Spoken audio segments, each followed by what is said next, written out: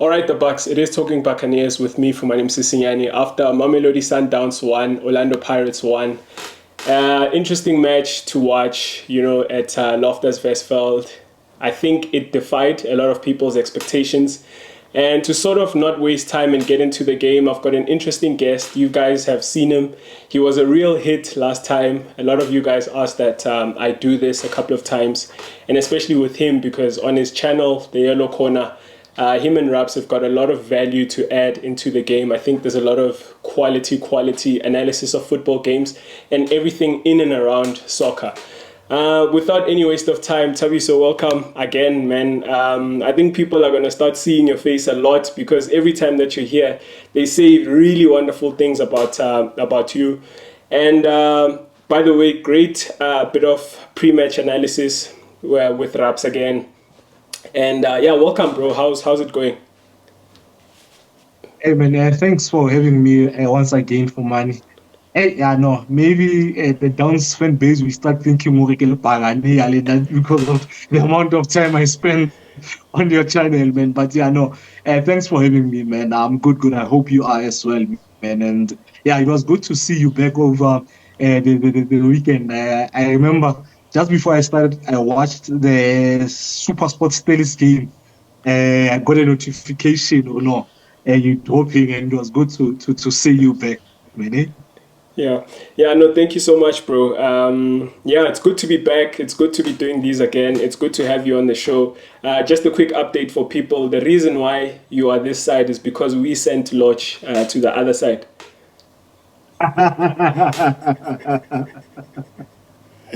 Yeah, but yeah, let's get into it, bro. I think where I sort of want to start off is a few interesting things for me, some talking points that I want to get into, and our conversation will dictate where we go with it. But where I want to start off is I saw you were at the stadium. I couldn't go. Watching it on television, it seemed like it was a heated encounter. A lot of especially early on in the game, and these sort of lasted until the end of the match, where a lot of players around the referee, a few brawls of the two teams every now and again. How was the atmosphere watching it live, Go Stadium?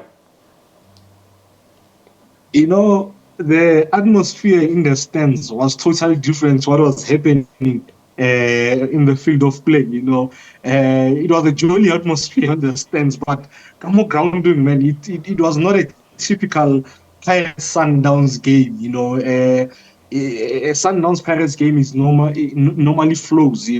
But this one had a lot of stop starts. Those off the ball incidents, and it was a strange game between Sundowns and Pirates on what you call on Saturday. And I think they started as early as the first minute and lasted until the last minute. I think the last one, Kelia, when they pushed and die. So I mean, I think those moments took away from a potentially good game, and didn't allow the game to flow. I was surprised. You expect such when, say, it's the last 5 games of the season, and the gap between the two clubs is not not as huge. It's really close. You think or not? People are going there for the kill, But in this game, I expected the game to flow, but it didn't as I expected. Yeah, very interesting points there, man, as I'm just listening to you, and something pops into my mind. So how was the Pirates fan base like in the stadium? Because like you talked about, the gap is not as narrow as you would expect with those moments happening.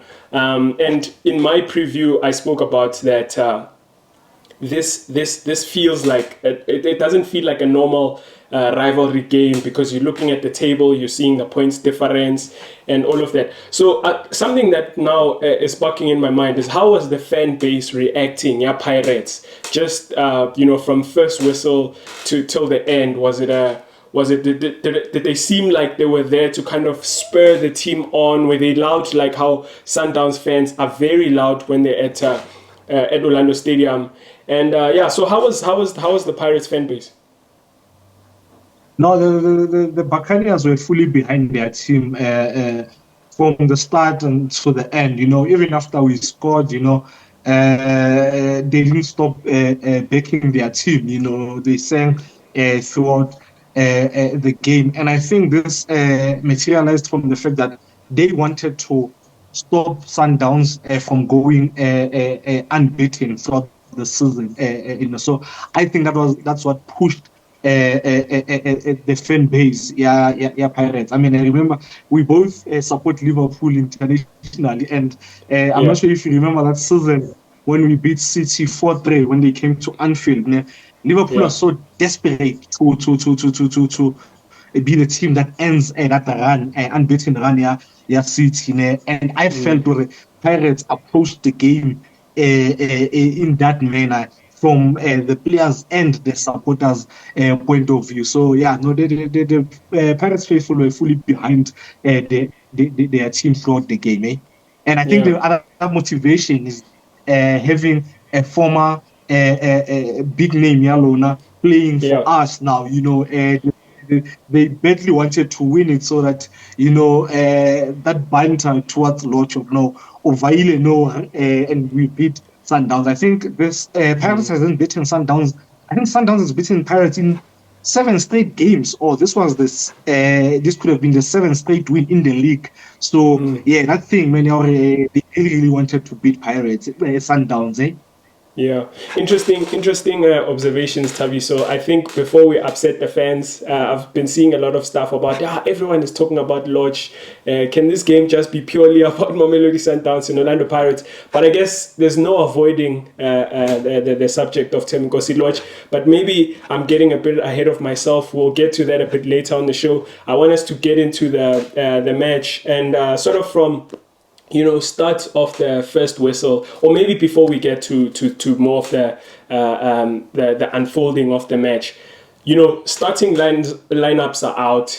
You and I both in our separate. I think even when I came over at the Yellow Corner, you had honored me with an invite at the Yellow Corner. I think we might have touched a bit about how we think that there might be players that will be missing on the starting lineups. So in the way of surprises, maybe looking at the Sundowns, I want us to do something. You looking at the Sundowns starting 11 and the Orlando Pirates starting 11, are there any surprises that you saw? Maybe you can start with Sundowns and then I'll start with Pirates. Okay. I really was surprised with the Sundowns lineup winner for Fumane, starting with the goalkeeper. I didn't think Ronwen would even be in the squad, Yeah. And I didn't see Divine starting because he hasn't played since the beginning of the season. Obviously, it had to do with him being registered as a local. And I was surprised by the fact that who's this Musa Libusa played at RCB, and I didn't see Tapelo Morena starting. I thought Zugu would make his Sundowns debut. Yeah. But what surprised me the most in the middle of the park was not the lineup. I in my predicted lineup, Sundowns, I'd gone for the same three, but in different roles.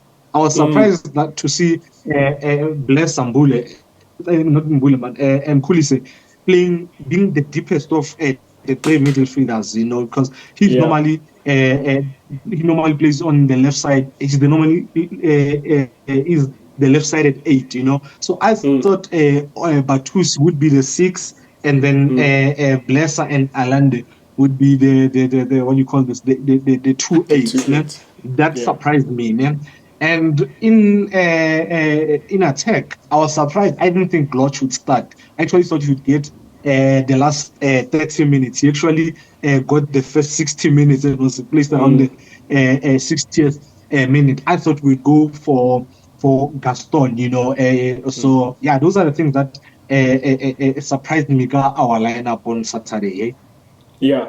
Yeah, no. On my side, Orlando Pirates side, well, firstly, no way of surprises in Sipho Shahine in goal. Him returning after the Howlats Melusi Telezi. I think something that I thought we might get a bit of a surprise. I thought he might go with Hoto at left back. He does tend to do that kind of thing, where he'll go with Hoto and then maybe Mufukeng. I thought maybe we might see Mufukeng start at left wing, because if you go to the return fixture at Orlando Stadium, we started with Mufukeng and Maswangani both together, where they were doing this interchange of positions every now and again.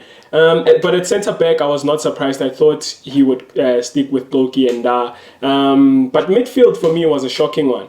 So sort of what you are, and I'm interested that you said something about Mkhulisa, because this is something that I did want to get onto, and maybe we'll get onto it just now. But, you know, the way that I see, I thought he was going to start Kanda by Ndlondlo in midfield, because what I think of Ndlondlo, and I think I have an episode on this channel. Maybe I'll link it for people to catch it here at the top.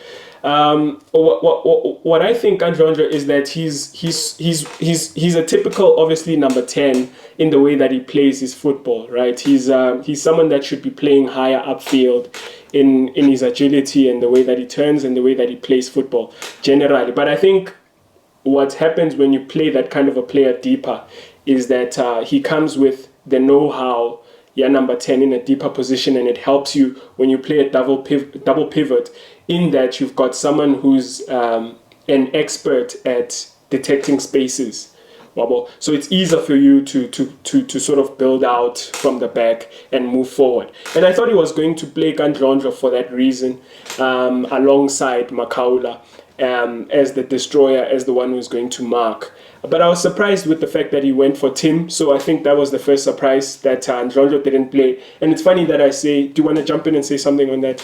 Yeah, just a bit. No problem. I actually think going with two destroyers actually worked perfect for Pirates. You know, I think it gave you protection. I think in the first half of the first half, I think Pirates didn't control the game, but they controlled Sundowns. They dictated to Sundowns what Sundowns should do when on the ball. Because I think the reason he started those two CDMs was to press high up and force us into making mistakes and playing the ball quicker. And it actually happened. So that first phase, Pirates, press. Even if we buy the press, there was enough protection for Pirates because of those two CDMs. So I think that was your coach's plan, and I think it worked with how we struggled in the first 20 minutes of that game, in terms of the press, because Pirates really pressed us high up. Like, they surprised me. I thought the way you guys started the game, I thought you'd start the game Orlando like that, but you did it the other way around. This time, I thought Pirates would back a bit more, and play in transition and use the pace that you guys normally use. So it's actually very interesting that you bring that up, because it's one of the other things that I did want us to touch on, in that I was very surprised by how, from get-go, sort of the first 5 minutes, were very aggressive with our press. And Saleng and Mahopa, who I would have said was the other surprise for me in the starting 11. Saleng, not so much. I knew that we're going to start Kasaleng. But they sort of started pressing as a two when you guys did that thing where you spread the centre backs, and then Ronwan will kind of be the one that joins them, and then even that deep build up of three, and then Kulisa would be the deepest one, and then but Butuwele, I think it was Albas who were flanking Bargemang, Mkhulisa in the center. But I was just really surprised with how aggressive we went, because I thought we held ourselves within, like you're saying, in the previous game, Orlando Stadium, where we didn't go. It was almost as if someone wanted the next person to go, Antoine, go now, But in this game, it was sort of like everyone is going. And the other thing which I do want us to talk about, because it sort of dictated how the match went, was that I saw a high line Pirates in the first half, where I saw Nda and Koki actually step up towards the center of the line. And a couple of times we won that, which led to the early corners to Pirates in that start and a few opportunities here and there. Were you surprised with that? Were you surprised with the fact that we were, we went for it? Or do you think maybe it has something to do with, not having anything to play for, in that sense of it's no longer a title race, with all due respect? Do you think maybe the coach would have went, let's go for them, we've got nothing to lose? I think it's a bit of both, when Fumane. I think I was really surprised, man, because you guys got a corner, I think, within the first 2 minutes, and when you pressed us, and Ronwen misplaced his pass, and Makeleni took a shot from outside the box. I'm thinking, it's the first 5 minutes of the game, like they won't do this for 90 minutes. I was shocked because I'm thinking after 10 minutes, okay, they still testing us a high, So yeah, and as you said, I think another reason is that Pirates didn't have anything to lose. If Sundowns score two early goals coming from that press, it's Sundowns wins 2-0. It's expected to, because how far behind Pirates is from Sundowns. So nobody's surprised or Sundowns is Jele Pirates 2-0, So yeah, there was really not much to defend for Pirates in this match. Yeah. Just a quick break before I get back to speaking about Thabiso. I just want to say thank you for everyone who's watching this episode. I'd humbly like to ask that if you like what we're doing, please hit that subscribe button.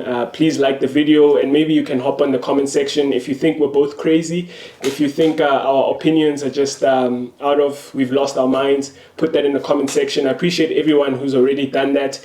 And I just like to humbly encourage everyone who's watching. I know a lot of people are watching the shows but haven't subscribed. So if you subscribe, you make sure that when we put out the next video, you know about it. It's not a surprise like the score result for me. Maybe you can also hop onto the Yellow Corner, check out what they're doing over there. I promise you, I'm a Pirates fan, but I watch the shows there. There's a lot that you learn about what's happening in South African football, and I think we'd really do as a South African fan base with understanding the game as the whole league. It makes it more worthwhile to watch. But yeah, sort of getting back to the show with you, Thabiso. One thing that I want us to touch on, which was interesting for me, and I mean, there's so many things in this game, but because of time is not something that's a commodity for us, a free commodity for us. But I want to touch on this Siphelele Mkhuliso, because this thought throughout the game, when I'm watching him play in that number 6 position, or maybe you can tell me what you thought of him. But he's someone that over the years, I've always kind of felt that this guy is a gem. Product of the Mamelodi Sundowns Academy, came through the ranks. And maybe 2 questions for you. Do you think the fact that he's staying at Sundowns, given the limited game time, is because of that notion that we keep hearing about, he's always going to stay loyal, even though he's not getting, what maybe his quality would deserve in terms of minutes outfield? But also, 2, I think he's a brilliant player. Like, he's very neat in that number 6 position, and I think Rulani would have wanted that, someone who was going to give him that ability to build out from the back with ease, the way that he will receive and turn and burst away, that quick acceleration, because he's also very quick with acceleration. Yeah, what do you make of just the whole situation? Siphelele Mkhuliso? Blesser is one of my favorite players at Sundowns, not only Sundowns, in the league as a whole. And it's so unfortunate he just can't keep that starting berth, And it's what you mentioned as well, Tabele, he's one of our own. I know.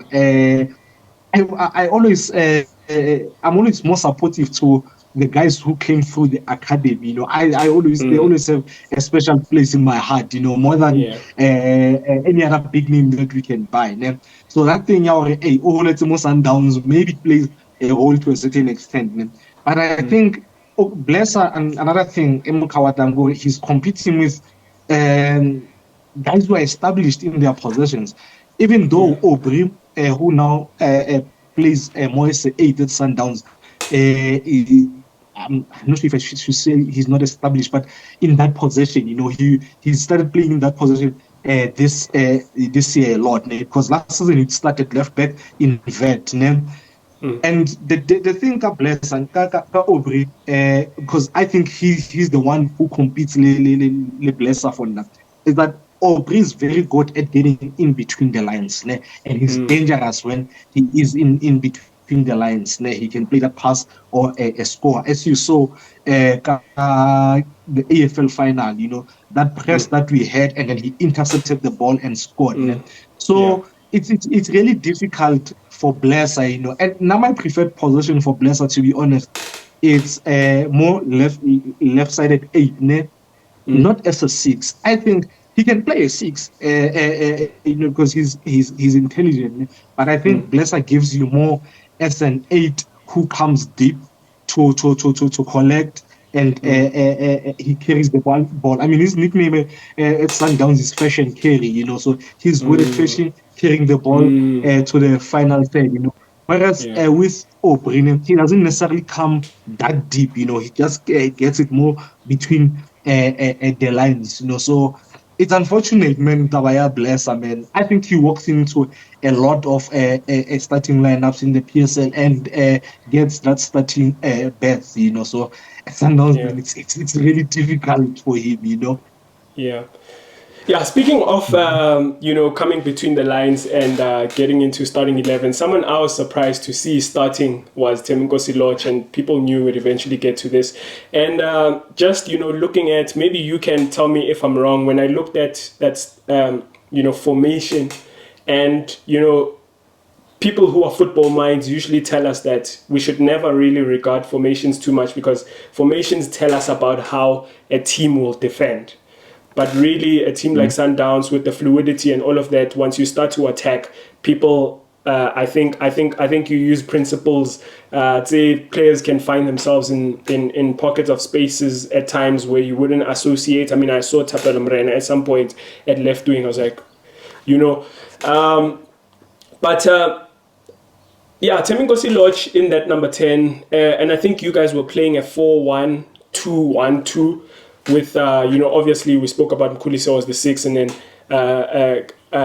sort of in the 2-8s, nearly Marcelo Allende and Batusi Albas, and then Lorch was sort of the 10, but him and Ribeiro would interchange at times, and then you had Peter Shalulile and, let me say, Ribeiro as sort of the forwards, the two forwards, and Lorch more in that pocket in between the lines. And there's really something, before maybe I get to Lorch, that I want to point out to you. Just how you guys will use your strikers to not attack centrally.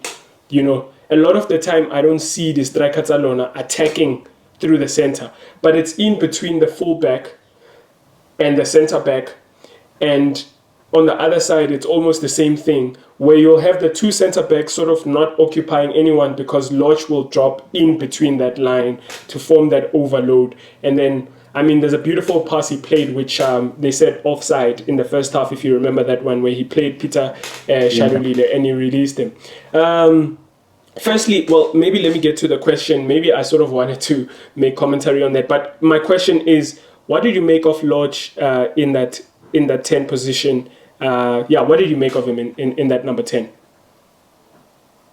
I think Lorch had an okay game, The pressure of playing against your former team, in such a big game, I mean, if Lorch was coming from a smaller team, I don't think he'd have been under that much pressure, But this game, and when they walked in from the tunnel, I was told someone that I was with, I wonder what's going through Lorch's mind right now, But on Saturday, yes, like you said, we saw him in that number 10, or just between the lines, or in the right-sided half space, So I think he was okay. He tried finding a space and also finding the pass. He always tried to free himself, find himself in positions where he can play that defense splitting pass. So I think he still has a lot to learn in terms of the movement, our forward players and things like that. I mean, this was his first game, so I think for his first game and it being such a big game, he was okay. Someone he's competing with in that position.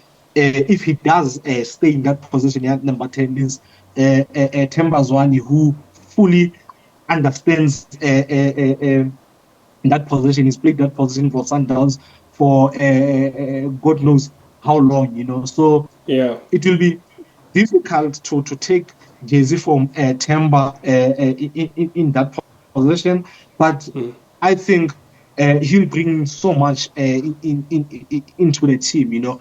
I don't know if he will stay in that position, but I think if Themba is not available, he can play it.